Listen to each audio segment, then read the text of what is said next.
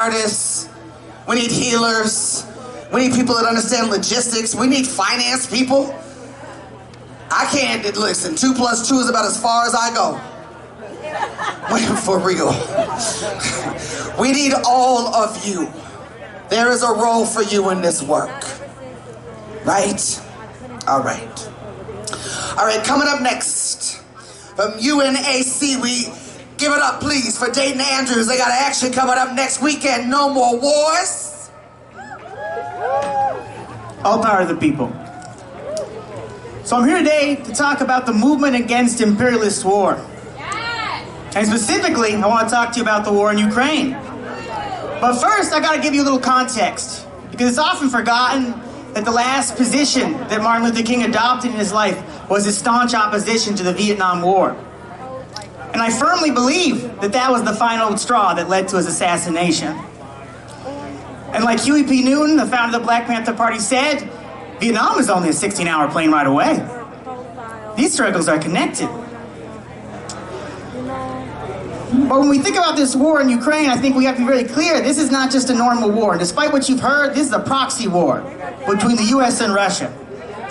The war in Ukraine is an illegal, horrific war.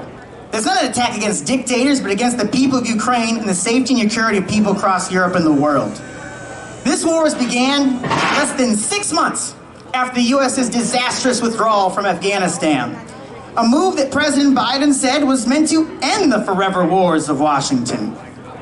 But here we are, in another forever war, with the US implying that they will fight until there's regime change in Russia. How long do you think that is going to take? No, it'll take decades maybe. But why should we care when there's so much to deal with here in the US? We've heard so much about all these different issues going on. Why should we focus on this? Well, the US has already appropriated over $100 billion to fight this war in 10 months. To give you some scale, the entire Russian military budget is only $68 billion. And these spending packages, they're not just for bullets and bombs. They're creating social programs in Ukraine. They're creating healthcare programs in Ukraine with US tax dollars. They're creating education programs, infrastructure programs, employment programs. While the American people are being crushed by rising prices, by a lack of health care, by student loan debt, by stagnant wages, Congress has habitually declared to the American people there isn't enough money for social programs at home. We've already heard a little bit about some of these problems with funding that we've heard about locally with our local programs. But out the other side of their mouth, Congress pledges unlimited aid for yet another war halfway around the world when there's so much going on here. Money that will go to war profiteers. Weapons that will go to Ukraine, but have already been found in conflict zones in the Middle East and Africa. And military technology that before you know it will be used by local police forces on the streets of America in just a heartbeat, because we've seen it before. The entire political system is bound up with this war system. And it sits at the heart of the problems that the average American citizen faces every day. Every day our government chooses to invest in war rather than its own people. This has to end.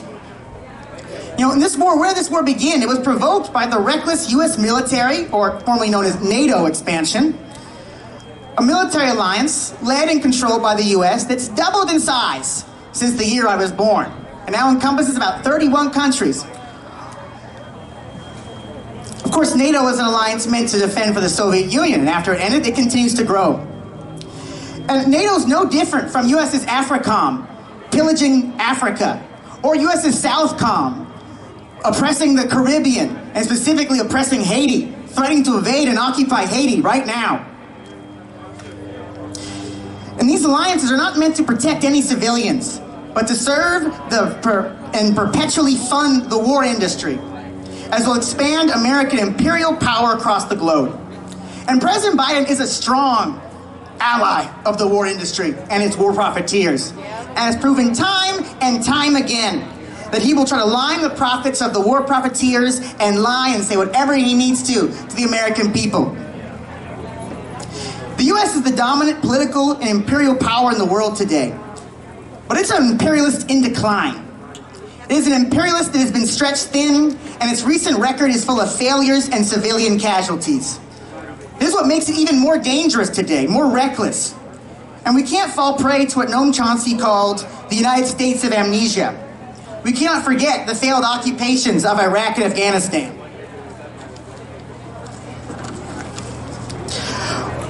We can't forget about the so-called humanitarian missions in Libya and Syria. War has become an industry to profit the rich while people at home suffer and people around the world are killed every day. The US decimated the Middle East, empowered the Saudis to ravage Yemen. US AFRICOM is running buck wild in Africa, killing civilians in the name of counterterrorism. And now they're fighting another proxy war in Ukraine. The next proxy war will be between the US and China. It'll be fought in the sea between Taiwan and the Philippines. Yet today, the US media totally ignores the threat of nuclear war between the US and Russia. In fact, those who speak out against the war are vilified.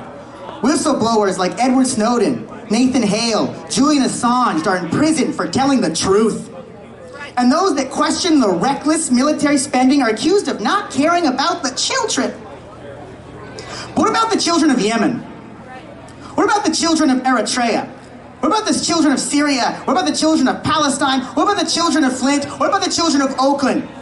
If we really care about the children, then we must demand an end to this war. It cannot be left just to Russia and Ukraine to negotiate. The US must reverse its position and make a serious effort to end this war immediately. The NATO military alliance must be abolished, and not 1 cent should be spent on this war of conquest when the American people are suffering at home. While the Republican Party is divided and squabbling, the Democrats are united behind this war. We cannot be taken in by lesser evilism. We cannot be fooled by these faux progressives. It's up to the students, the veterans, peace activists must unite with the mass of struggling working people in this country to overthrow US imperialism and attack the war industry itself. Not highways and bridges, but the war profiteers themselves. They have offices and addresses and phone numbers that all can be found. That's right. Speak on that. Exactly, thank you. And so, next Sunday, we're gonna be over at the Oakland Lake Merritt Collins. It's gonna be 1 o'clock next Sunday. Come out. We have to build this movement. We have to unite these issues. We can't just be siling our shovels up. These are all connected. We have to see beyond just our own local situation, see what's going on. So, thank you all for being out here today.